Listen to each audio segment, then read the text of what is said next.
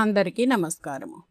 ఈరోజు మనం తిరుమల శ్రీవారి గురించి చాలామందికి తెలియని ఆశ్చర్యకరమైన విశేషాలతో కూడిన ఒక భక్తి క్విజ్ చూడబోతున్నాం. శ్రీవారి విగ్రహం ఎత్తు ఎంత? స్వామివారి కళ్ళకు నామం ఎందుకు పెడతారు? వకులామాత పూర్వజన్మలో ఎవరు? ఇలాంటి ఎన్నో అద్భుతమైన ప్రశ్నలకు మీరు సమాధానం చెప్పగలరా? అయితే ఆలస్యం చేయకుండా క్విజ్ ప్రారంభిద్దాం. వీడియో నచ్చితే లైక్ చేయండి, షేర్ చేయండి. ఇంకా మరిన్ని భక్తి వీడియోల కోసం మన ఛానల్ని సబ్స్క్రైబ్ చేయండి. ఇంకా వీడియోలోకి వెళ్ళిపోదాం. Let's begin. గర్భగుడిలో కొలువైన శ్రీవారి మూలమూర్తి విగ్రహం ఎత్తు ఎంత? 8 అడుగుల 5 అంగుళాలు, 9 అడుగుల 9 అంగుళాలు, 11 అడుగులు, 7 అడుగుల 2 అంగుళాలు.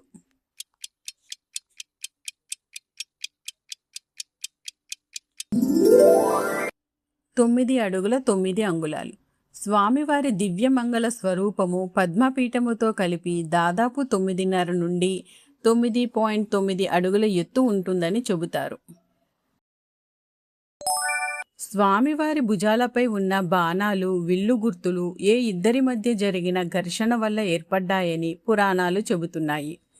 శ్రీరాముడు పరశురాముడు, శ్రీకృష్ణుడు శివుడు, వెంకటేశ్వరుడు చోళరాజు, ఇంద్రుడు వాలి.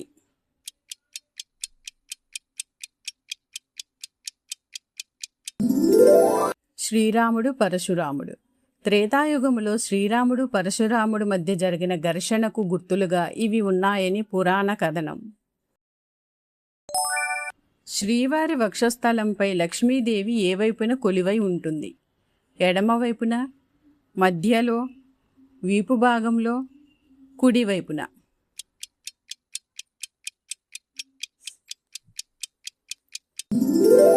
కుడివైపున. స్వామివారి హృదయ కమలములో కుడివైపున మహాలక్ష్మి కొలువై ఉంటుందని విశ్వాసం. అందుకే స్వామిని శ్రీనివాసుడు అంటారు. స్వామివారి ఎడమ చేతిని తొడపై ఉంచిన భంగిమను ఏమంటారు? వరదహస్తం, అభయముద్ర, కటిహస్తం, జ్ఞానముద్ర.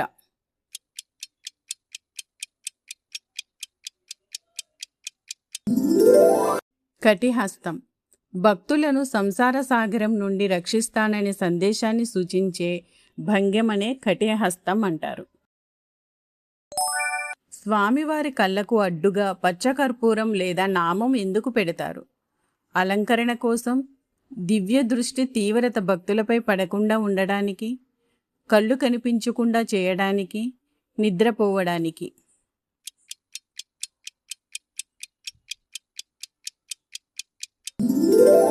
దివ్య దృష్టి తీవ్రత భక్తులపై పడకుండా ఉండడానికి. స్వామివారి దివ్య దృష్టి శక్తివంతమైనదని భక్తుల విశ్వాసం. అందుకే నామంతో పాక్షికంగా కప్పుతారు. నిశ్శబ్ద సమయంలో స్వామివారి విగ్రహము వద్ద వింటే ఏ శబ్దం వినిపిస్తుందని కొందరు అర్చకులు చెబుతారు. గంటల శబ్దం, ఓంకారం, గుండె చప్పుడు, వేణునాదం.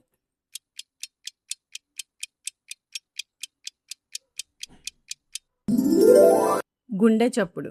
శ్రీవారి మూలమూర్తి సజీవ దైవస్వరూపం అనే భక్తుల విశ్వాసానికి ఇది నిదర్శనంగా చెబుతారు. స్వామివారి వెనుక భాగములో చెవి పెట్టి వింటే ఏ శబ్దం వినిపిస్తుందని ప్రతీతి. గాలి శబ్దం, సముద్రపు అలల ఘోష, సింహగర్జన, పక్షుల కూతలు.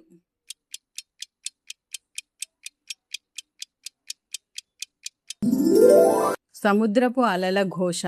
స్వామివారి వెనుక భాగం నుండి సముద్ర అలల వంటి శబ్దం వస్తుందని భక్తుల నమ్మకం. గర్భగుడిలో చల్లటి వాతావరణం ఉన్నప్పటికీ స్వామివారి విగ్రహంపై ఏమి కనిపిస్తుందని అర్చకులు చెబుతారు? మంచు, రంగు మార్పు, పగుళ్ళు, చెమట బిందువులు.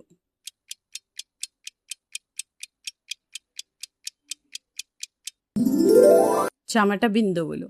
విగ్రహంపై చెమట బిందువులు కనిపిస్తాయని, వాటిని పట్టు వస్త్రంతో తుడుస్తారని చెబుతారు. స్వామివారి మూలమూర్తికి ఉన్న జుట్టు ఎలాంటిదని చెబుతారు?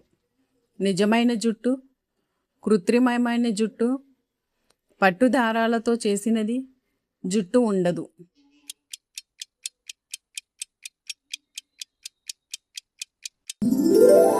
నిజమైన జుట్టు. స్వామివారి తలపై ఉన్నది సహజమైన జుట్టు అని ఆలయ సాంప్రదాయ విశ్వాసం. గర్భగుడిలో విగ్రహం మధ్యలో ఉన్నట్టు కనిపించిన వాస్తవానికి ఎక్కడ ఉంటుంది?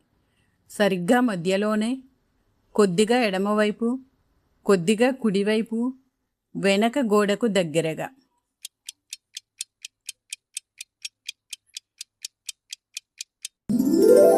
కొద్దిగా కుడివైపు. గర్భగుడి నిర్మాణ శైలి వల్ల విగ్రహం మధ్యలో ఉన్నట్లు కనిపిస్తుంది. శ్రీనివాసుడికి, లక్ష్మీదేవికి మరియు భూదేవికి చెప్పే గోత్రాలు వరుసగా ఏవి? కశ్యప, భరద్వాజ, భార్గవ, భరద్వాజ, భార్గవ, కశ్యప, ఆత్రేయ, వశిష్ఠ, గౌతమ, భరద్వాజ, కశ్యప, వశిష్ఠ.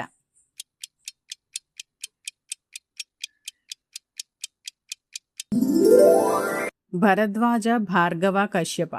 పెళ్లి తంతులో ఈ గోత్రాలు పండితులు పేర్కొంటారు. వెంకటేశ్వర స్వామిని పెంచి పెద్ద చేసిన వకులామాత పూర్వజన్మలో ఎవరు?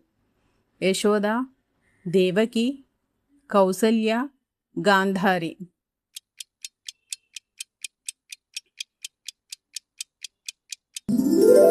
యశోద. శ్రీకృష్ణుడిని పెంచిన యశోదమ్మ కలియుగములో వకులామాతగా జన్మించి శ్రీనివాసుడిని పెంచిందని పురాణ కథనం. శ్రీనివాసుడు పద్మావతి దేవిని వివాహం చేసుకోవడానికి ఎవరి వద్ద ధనం అప్పుగా తీసుకున్నాడని కథనం. ఇంద్రుడు, బ్రహ్మదేవుడు, కుబేరుడు, శివుడు.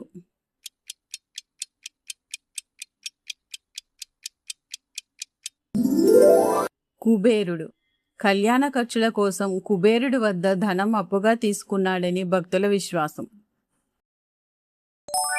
ఆలయ ప్రధాన ప్రవేశ ద్వారం వద్ద వేలాడుతున్న గొడ్డలి కథ ఏమిటి? ఆలయ రక్షణ కోసం అనంతాల్వారుడు స్వామిని కొట్టిన గొడ్డలి, చోళరాజు వాడిన ఆయుధం, విశ్వకర్మ గుర్తు.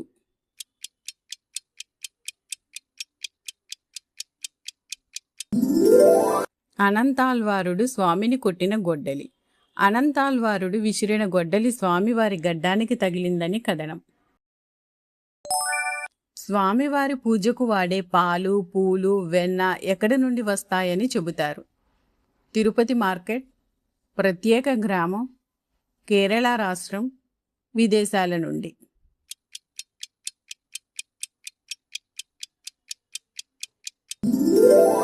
ప్రత్యేక గ్రామం.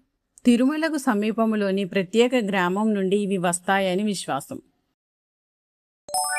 స్వామివారికి అలంకరించిన పూలను, తులసి దళాలను ఎక్కడ విసర్జిస్తారు? భక్తులకు ఇస్తారు, కొండ కింద పారేస్తారు, కాల్చి బూడిద చేస్తారు, గర్భగుడి వెనుక ఉన్న బావిలో వేస్తారు.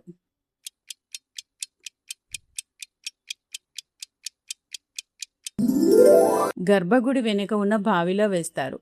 ఈ నిర్మాల్యాన్ని ప్రత్యేక విధానంలో విసర్జిస్తారు.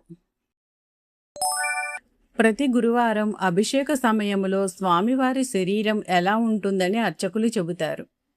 వెచ్చగా ఉంటుంది, ఐసులా చల్లగా ఉంటుంది, రంగు మారుతుంది, మెత్తగా మారుతుంది.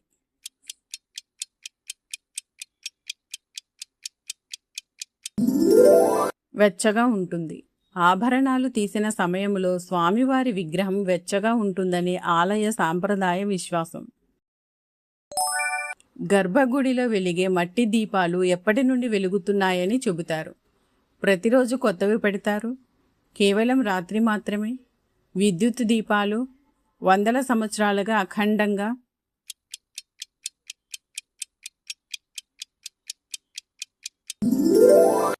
వందల సంవత్సరాలు అఖండంగా. గర్భగుడిలో అఖండ దీపాలు ఎన్నో సంవత్సరాలుగా వెలుగుతున్నాయని విశ్వాసం. తిరుమల ఆలయ బంగారు పూత పూసిన ప్రధాన గోపురాన్ని ఏమని పిలుస్తారు? ఆనంద నిలయం, విమాన వెంకటేశ్వర ఆలయం, రాజగోపురం, వైకుంఠ ద్వారం.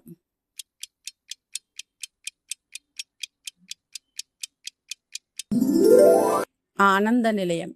స్వామివారి గర్భగుడి పైన ఉన్న ప్రధాన గోపురాన్ని ఆనంద నిలయం అంటారు. స్వామివారి విగ్రహంపై పచ్చకర్పూరం వంటి పదార్థాలు పూసినా ఎలాంటి ప్రభావం లేకపోవడాన్ని భక్తులు ఎలా భావిస్తారు?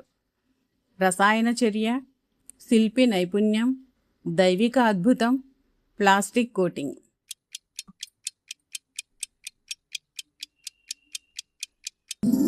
దైవిక అద్భుతం.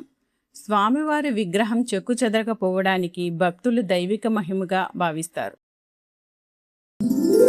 హాయ్ డివోటీస్, ఈ భక్తి క్విజ్లో మీరు ఎన్ని ప్రశ్నలకు సరైన సమాధానాలు చెప్పారు? మీ స్కోర్ను కామెంట్లో తప్పకుండా చెప్పండి. శ్రీవారి మహిమలు అనంతం. ఇలాంటి మరిన్ని దేవాలయ విశేషాలు, భక్తి క్విజులు, ఆధ్యాత్మిక వీడియోల కోసం మన ఛానల్ని సబ్స్క్రైబ్ చేసుకోవడం మర్చిపోవద్దు.